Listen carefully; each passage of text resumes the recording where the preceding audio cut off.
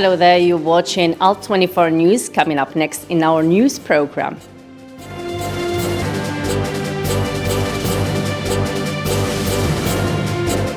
Algerian president will not attend Paris summit on Libya starting tomorrow Friday, despite Tebboun's full commitment to Algeria's active role alongside the Libyan Brothers Plus.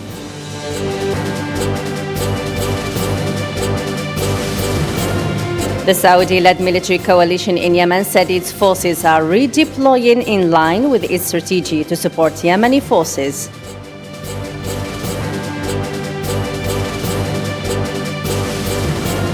And finally, more than 70 United Nations aid truck drivers who work for the UN are in detention by Ethiopian authorities. Hello again and welcome. And we start with this breaking news about former South African President Frederick Willem de Klerk, the last leader under apartheid and a key actor in the country's transition to democracy, who has died aged 85, according to the announcement of his foundation. And to another story now, where Algerian Foreign Minister and National Community Abroad, Ramtan Lamamra, confirmed that President Tebboune is not taking part in the upcoming Paris summit on Libya, despite Tebboun's full commitment to Algeria's active role along the side of the Libyan brothers. Lamamra has stressed that conditions there too are not suitable. It's worth mentioning that tomorrow Paris conference on Libya is starting tomorrow, Friday, under the leadership of France, Germany and Italy, with the participation of the United Nations to discuss the Libyan file and fix elections date.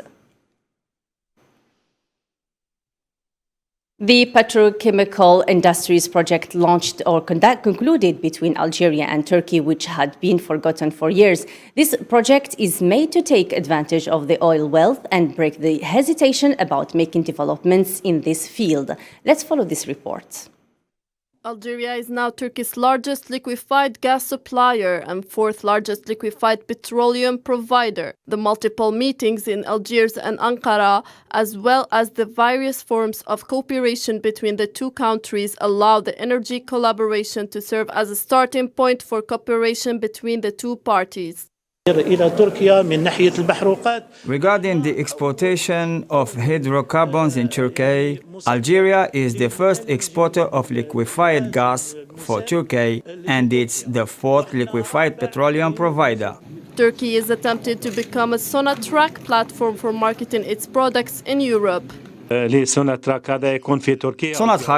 will be in Algeria, Turkey, or in any other place.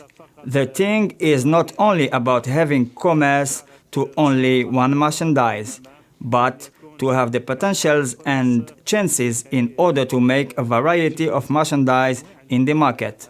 The goal of energy cooperation is to open up new roads for the new code of hydrocarbons to take effect in Algeria. Algeria is the leading destination of Turkish capital in Africa. Therefore, this encourages Turkish investment in the country. Algerian-Turkish economic relations are moving forward under the win-win concept, with projects that both sides have described as promising.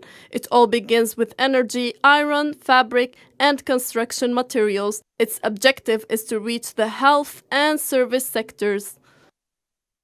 The Moroccan Foreign Ministry published a statement about the content of a phone call between the Moroccan Foreign Minister and his Italian counterpart, Luigi Di Maio. The statement published on the official website of the ministry included, for the first time, the name of Western Sahara. More in this report. The Moroccan Foreign Ministry recognizes Western Sahara. This came in a statement by the Moroccan Foreign Affairs Ministry, in which Western Sahara was literally mentioned. A late awakening from sleep for the Moroccan diplomacy. Morocco admits implicitly that the Sahrawi people have their own right for self-determination. The statement mentioned that the Moroccan foreign minister had a telephone conversation with his Italian counterpart, Luigi Di Maio, who expressed his full support for the efforts of the Secretary General of the United Nations to continue the political process, aiming to find a permanent and a just settlement of the Western Sahara issue. بيان المشترك للخارجية المغربية. The joint statement of the Moroccan Foreign Ministry and its Italian counterparts indicated clearly the legal naming of Western Sahara. After several irresponsible diplomatic behavior, Morocco finds itself obliged to make an implicit recognition for the Western Sahara in order to correct the misconceptions that Morocco had previously promoted.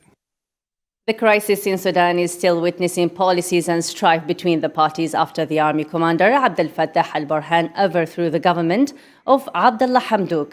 The forces of the civil political alliance refused to conduct negotiations with the army leadership and called for millions of demonstrations early next week. Zahra Farjani reports. Abdel Fattah al-Burhan, the commander of the Sudanese army, is going through an intense situation following his overthrow of Abdullah Hamdouk.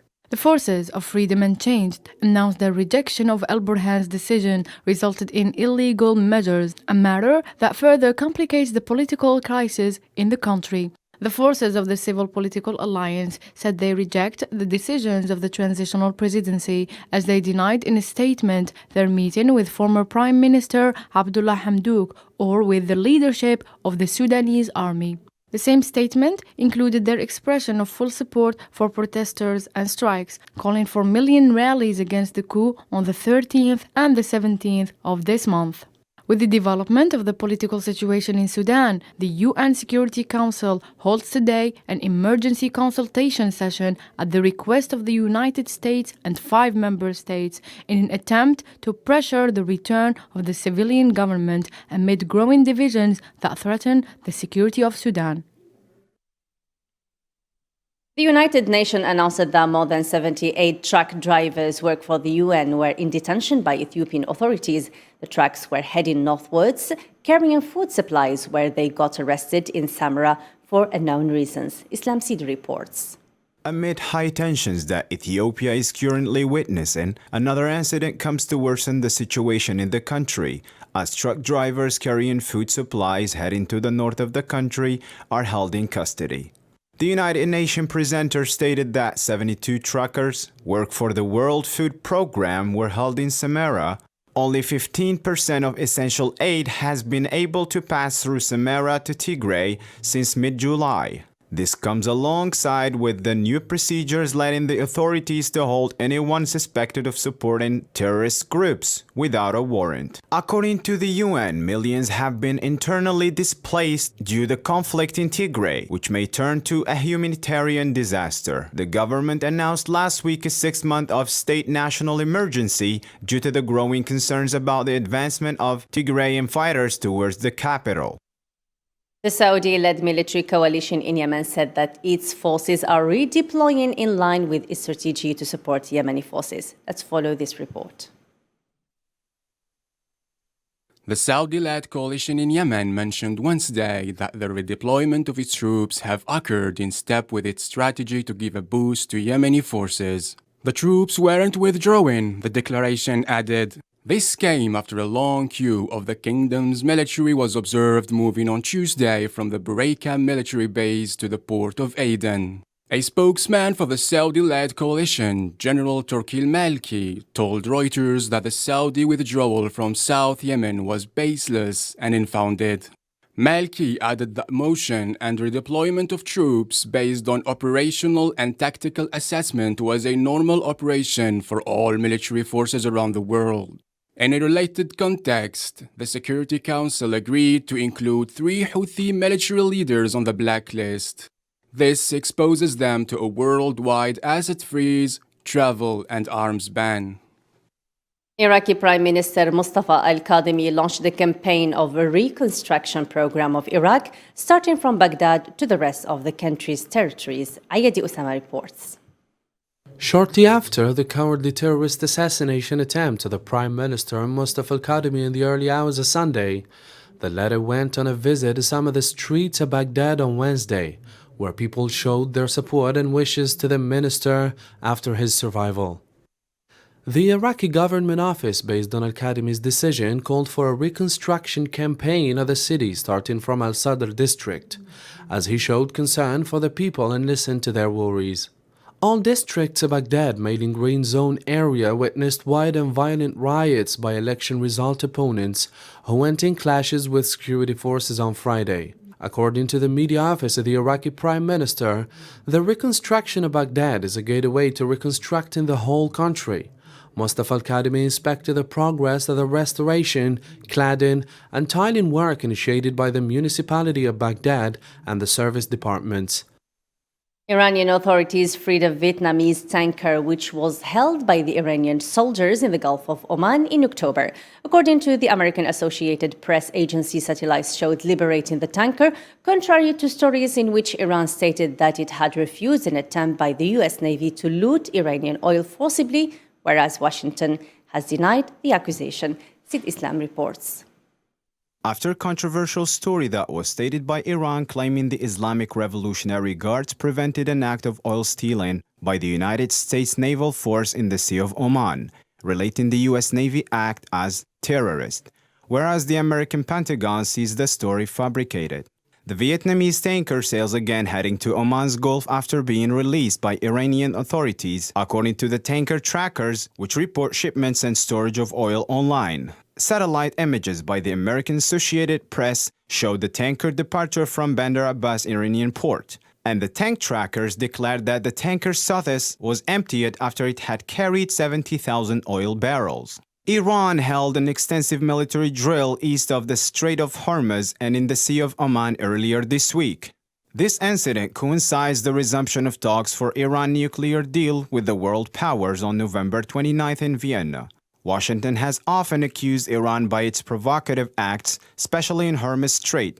On the other hand, Iran emphasizes on the significance of this area for its national security.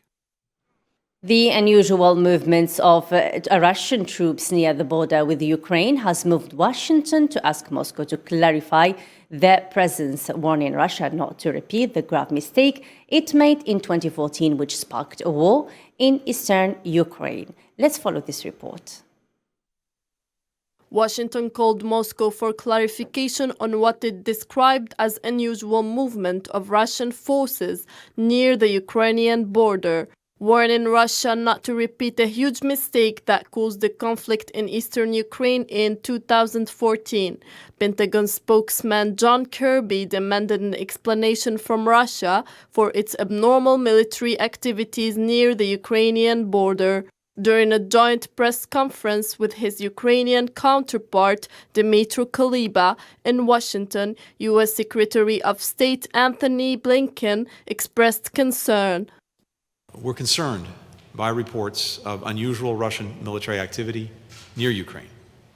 We're monitoring the region very closely, as we always do. We'll continue to consult closely as well with allies and partners on this issue. And as we've made clear, any escalatory or aggressive actions would be of great concern to the United States. We continue to support de-escalation in the region and diplomatic resolution to the conflict in eastern Ukraine. The Ukrainian foreign minister welcomed the American support during a joint press conference, saying, "Thank you for welcoming me here today at the U.S. Department of State. It's a great pleasure to be here today and continue our dialogue. I am extremely satisfied with the quality and the dynamic of the cooperation evolving between the Biden administration and the team of President Zelensky." Fears about Russian intentions have grown as a result of upcoming construction of Nord Stream 2, a new Russia to Germany gas pipeline that is being fiercely opposed by Ukraine and Poland, which will be skipped by the route. COP26 announced that the first draft of the summit is ready and representatives from around 200 countries will work on it to come up with a final deal before the end of talks on Friday. On its part, Algeria has reiterated the consequences of climate change and global warming on African countries, Asma reports. First draft of COP26 summit was released today, Wednesday, by United Nations Climate Agency. Countries' delegates are expected at the end of the meeting to work from this draft to end up with the final deal before the end of the meeting on Friday. This draft is supposed to review and strengthen 2030 objectives, which are essential to align with Paris Agreement temperature goal by the end of 2022. The Paris Agreement sets aims of holding rise in global average temperature to below 2 degrees Celsius above pre-industrial levels, pursuing efforts to limit temperature increase to plus 1.5 degrees Celsius. For the first time, the project is calling countries to get rid of coal and fossil fuel fundings. It is worth mentioning that the Algerian government minister gave a statement in the COP26 summit, talking about weather conditions in Algeria.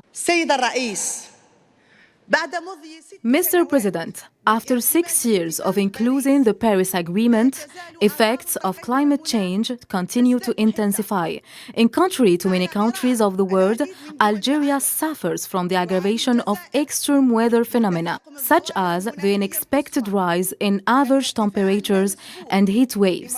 In addition to desertification, land degradation, and water shortage, the heavy rains that cause huge human and material loss. The draft does not give any specific details because the meeting is still ongoing and representatives and countries are waiting for last updates and decisions to be held on Friday. And finally, Aston Villa are now fully confident of naming Steven Gerrard on a long-term deal as their new manager. Abdulrahman Kashour reports. Although nothing has been said publicly by either club, Rangers are privately resigned to losing Gerrard, whom they hired in the summer of 2018. The English Premier club Aston Villa, who sacked Dean Smith on Sunday, instantly identified Gerrard as their top target. This latter has a connection to Christian Purslow, the Villa chief executive, by virtue of the latter's time as Liverpool's managing director. Eddie Howe promises entertainment but says Newcastle is not an easy job. Compensation to Rangers, widely reported as around 3 million guinea, will not prove problematic at all to the Midlands club. Gerrard and his coaching staff has Rangers contact until 2024, but there was always an understanding that the manager could be tempted by the first managerial role in the Premier League. Footage that appeared on social media on Wednesday of Gerrard arriving in London by train is not, however, believed to be linked to the Villa scenario, where the former England captain in the capital for birthday celebration of a close friend.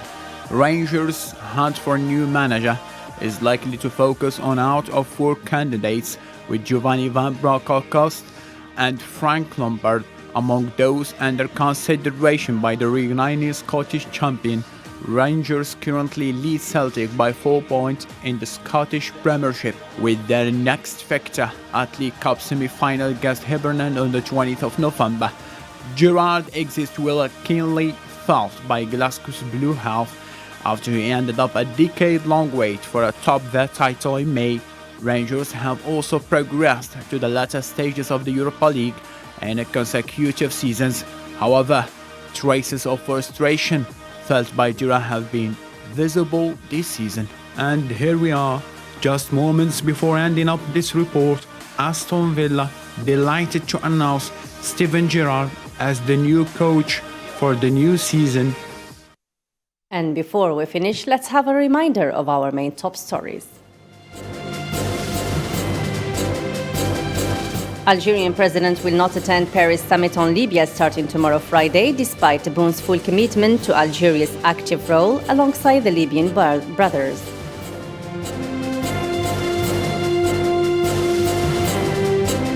The Saudi-led military coalition in Yemen said its forces are redeploying in line with its strategy to support Yemeni forces.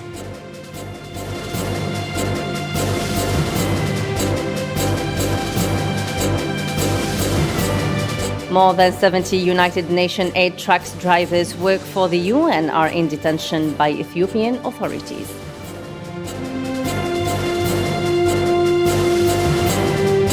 That's all for me, Nadia Kasmi, and the rest of the team. Thanks for watching. Bye for now.